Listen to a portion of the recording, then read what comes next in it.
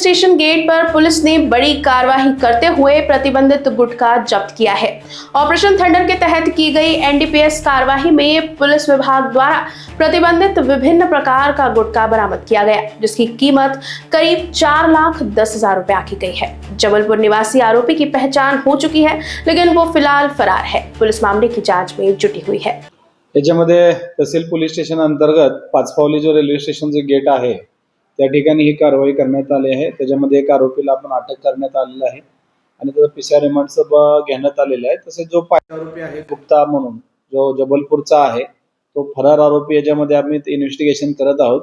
एकूण वेगवेगळ्या ब्रँडचे गुटख्याचे जे प्रतिबंधात्मक आहे, महाराष्ट्र शासनाने ज्याला प्रतिबंध घालण्यासाठी आणि निर्मितीसाठी जे प्रतिबंध घातला आहे त्याच्या अनुषंगाने हा गुन्हा एफडीच्या सोबत आम्ही संयुक्त कारवाई या ठिकाणी केलेली आहे। जवळपास 4,10,000चा हा गुटखा एकूण आम्हाला त्यातून मिळाला आहे। तसेच याचा जो ज्या ठिकाणाहून हा गुटखा आणला जात होता त्याचाही आम्ही शोध घेत आहोत। इतर आणखीन कोणत्या ठिकाणी हा माल ठेवलेला आहे का, कुठून घेऊन आलेला आहे का, याची आमची इन्व्हेस्टिगेशन त्याबाबत सुरू आहे।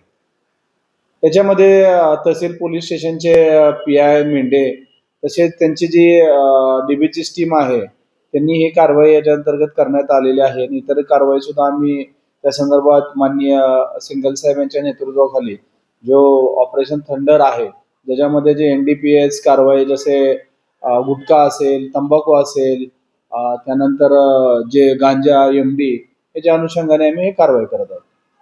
Bureau report, Lokvahini news, Nagpur.